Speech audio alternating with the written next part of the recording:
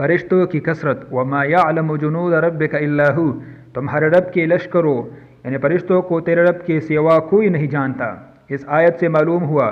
کہ فرشتوں کے لشکر اتنے زیادہ ہیں جن کی تعداد کا اللہ کے سوا کسی کو علم نہیں ہے۔ حضرت ابن عمر فرماتے ہیں کہ اللہ تعالیٰ نے فرشتوں کو نور سے پیدا فرمایا اور اس نور میں روح ڈالی، پھر فرمایا اب تم 20 لاکھ ہو جاؤ۔ پس فرشتے پیدائش کے اعتبار سے مکی سے بھی چھوٹے ہیں اور ان کی تعداد سے زیادہ تعداد بھی کسی کی نہیں ہے۔ حضرت عبداللہ بن مسعود رضی اللہ عنہ فرماتے ہیں کہ آسمانوں میں کہیں بھی ایسی جگہ نہیں ہے جہاں پر کسی فرشتہ کی پیشانی یا اس کے قدم نہ ہو۔ پھر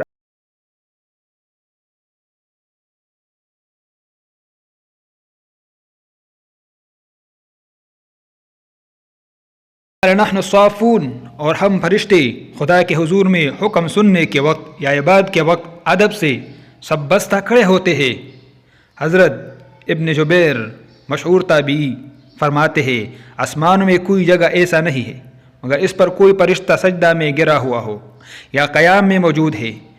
یہاں تک کہ قیامت قائم ہو جائے۔ حضرت ابو ذر فرماتے ہیں کہ جناب رسول اکرم صلی اللہ علیہ وسلم نے فرمایا آسمان چرچراتا ہے اور ایسے حق ہے کہ چرچرائے، اس میں 4 انگل کی جگہ بھی ایسے نہیں مگر اس پر کوئی نہ کوئی فرشتہ اپنی پیشانی رکھے ہوئے موجود ہے، یعنی سجدے میں ہے۔ حضرت عائشہ رضی اللہ عنہا فرماتی ہے کہ رسول اکرم صلی اللہ علیہ وآلہ وسلم نے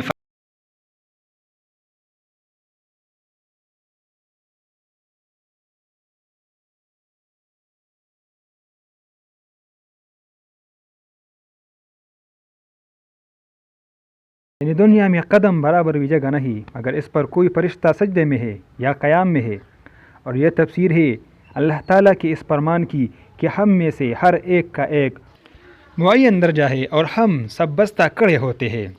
حضرت حکیم بن حزام فرماتے ہیں کہ جناب رسول اکرم صلی اللہ علیہ وسلم کے ساتھ آپ کے صحابہ کی معیت میں بیٹھے تھے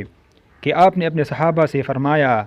کیا تم وہ سن رہے ہو جو میں سن رہا ہوں؟ انہوں نے عرض کیا کہ ہم تو کچھ بھی نہیں سن رہے ہیں، تو آپ صلی اللہ علیہ وسلم نے فرمایا میں تو آسمان کی چہچہاہٹ سن رہا ہوں اور اسے حق ہے کہ وہ چرچرائے، کیونکہ اس میں ایک قدم کی جگہ نہیں مگر اس پر کوئی نہ کوئی فرشتہ سجدے میں ہے یا قیام میں ہے۔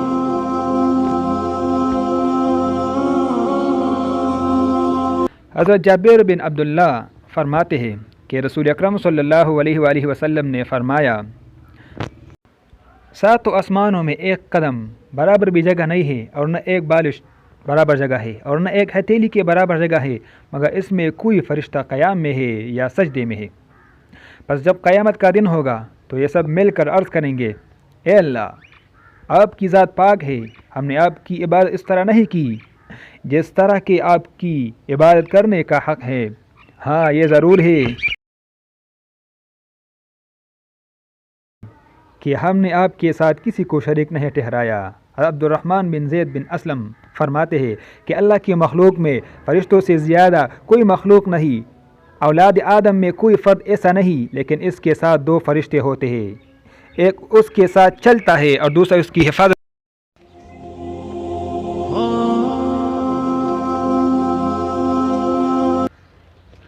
پس یہ تو انسانوں کے دگنے ہوئے، پھر اس کے بعد کئی آسمان اور زمینیں ہیں جو فرشتوں سے بھرے ہوئے ہیں، اور پھر آسمانوں سے اوپر بھی فرشتے ہیں، اور عرش کے ارد گرد تو آسمانوں کے فرشتوں سے بھی زیادہ بہت فرشتے ہیں۔